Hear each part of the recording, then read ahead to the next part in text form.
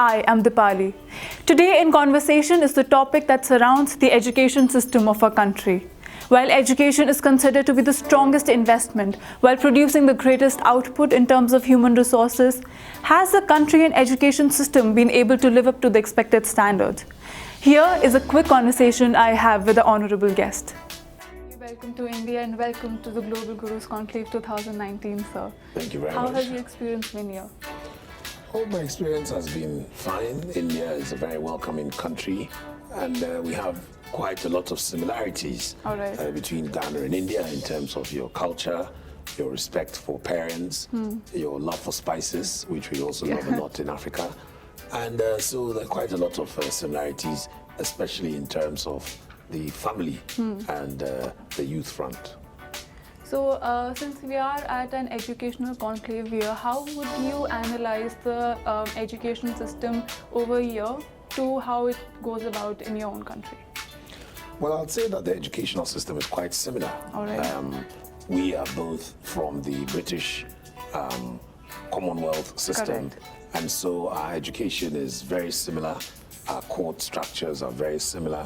And the similarity is such that my children who have come from Ghana and have entered school at the same age and stage with Indian children, they are doing very well, either outstanding and very good. So this is something which I can see that India and Ghana are very similar. Indian parents are also very much like Ghanaian parents.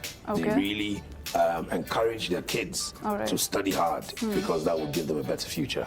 And this is something which is very similar in Ghana as well.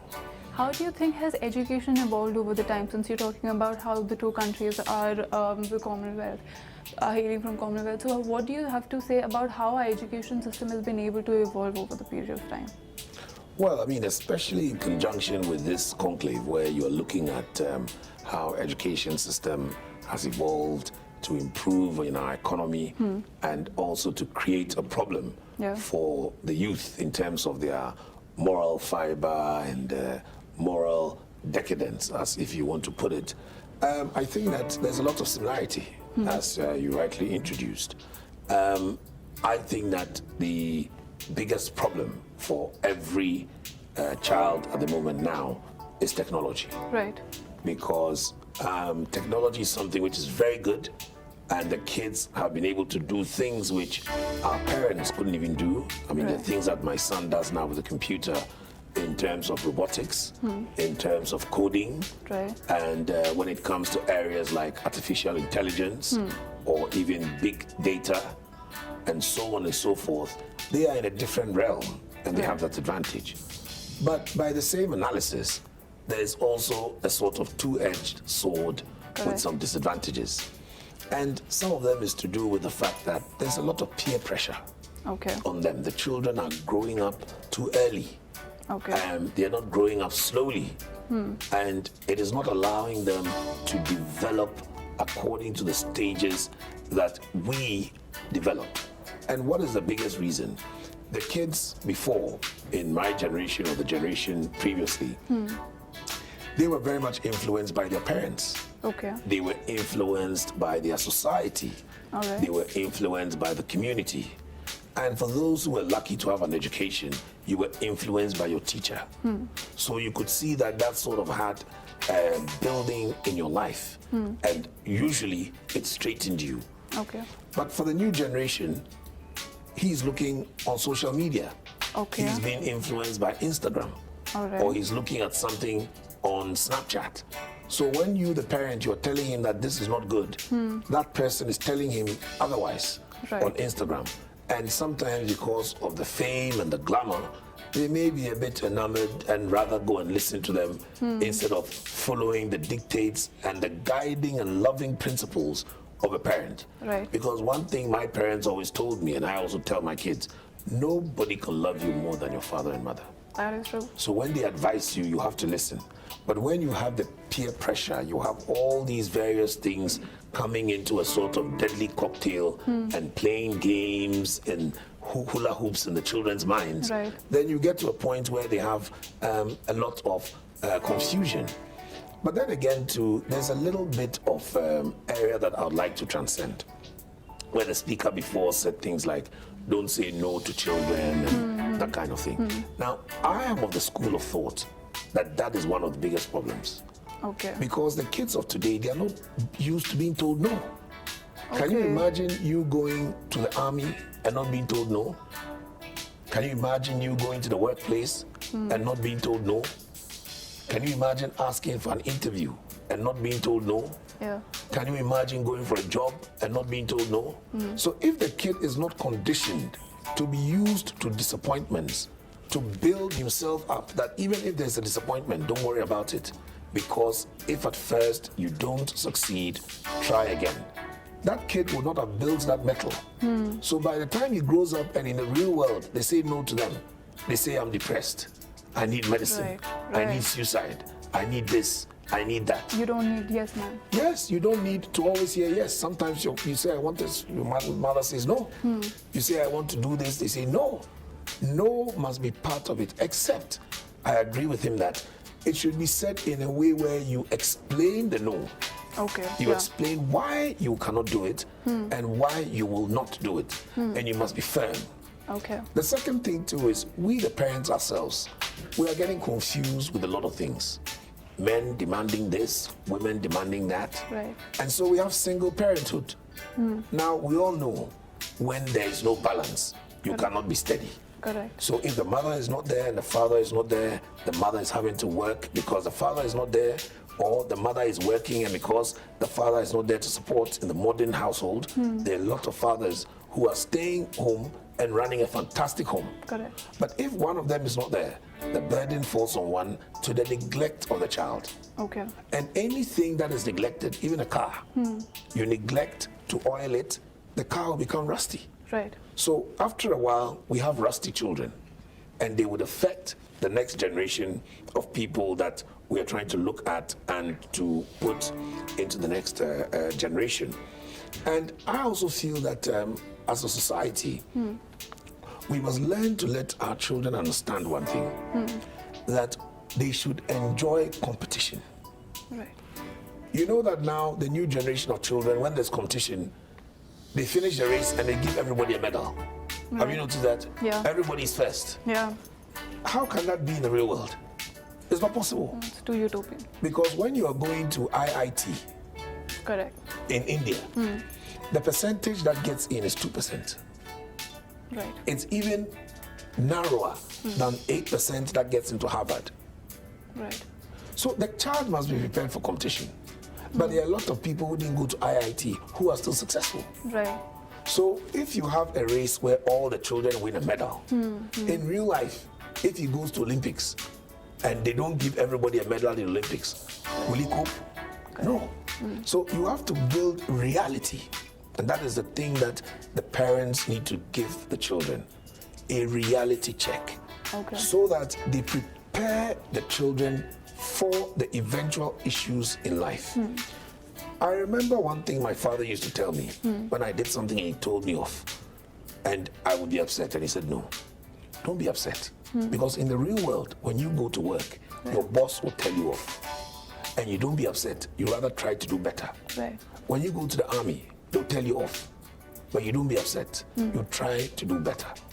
These are the things that we should be looking at to improve our society rather than to be playing hopscotch with the children, always flattering them. You are the best. You are, yes, let's encourage them. Let's tell them that you can do the best. Correct. But if you are not the best, we cannot tell you are the best. But we can tell you you can be the best if you put energy, if you put effort, if you put dedication. If you are serious about what you are doing, you will reap the benefits of what you have sown. Correct. But you will not be the best if you have not prepared yourself, if you have not broken your back, Right. if you have not done long hours in journalism to be able to master your skill as you have, and you are able to do your interview in a composed manner. Correct. Somebody who has started yesterday would have to watch you and learn and get there. Right. So these are some of the things that I think we should also take the blame for. So talking about how you mentioned social media here, so do you think it is correct to neglect the trend that is going on. Because why I say this is because there are a couple of institutes, and while I was reading and I was researching, I had come across a couple of institutes who were using social media to their advantage, and they were trying to integrate it into their own education system. Do you think, rather than considering it as a bane, we should also consider the advantages or the meritorious part of it and try to integrate it into into the current generation and our own education? I mean, this is virtually spot on. Right. You have hit the nail right in the middle, on the head, and down into the wood. Because social media is a good thing. Right. I am on Facebook, I am on Instagram, I am on most other social media chats. Right. I am somebody who's engaged. But it is about using the right thing the wrong way that causes a problem. Recently, I went on Instagram and I saw a friend of mine's daughter, who is barely 9 years old, on Instagram. Right. She's got a page, she's got followers, she dances there, and we all know how pedophiles love things like this. Correct. She's inviting danger. But you see, one thing about children is they are never aware of danger until it's pointed out to them. Right. So I told the parents, unfortunately, because the parents are not on Instagram, they didn't know that a 9-year-old child was posting photos of herself dancing, and sometimes in very gregarious ways. Right. So that is why I'm saying that we need to let everybody understand that as much as it is a good thing, we must reduce it. TV is a good thing, right, but we must let them watch it to a certain area. Films are a good thing, but the film has an age limit. So we cut them off at that age limit, and so on and so forth. And I think that this is something which is very similar in Africa. This is something which is similar in India. Right. I am very excited that the Global Conclave has this year invited other nations, right, other continents, like you've invited me from Africa, to be able to share a global perspective of problems that are same in India, are same in Ghana, right, so that at the end of this conclave, we can find and put together some solutions that will be for the better globalization of the world and for everyone to benefit from. So how do you think should our policymakers be contributing to the evolution of our education system in both the countries, for that matter? I think if you leave it to the policymakers alone, right, they will sit down and contort and conjure something that is wooden.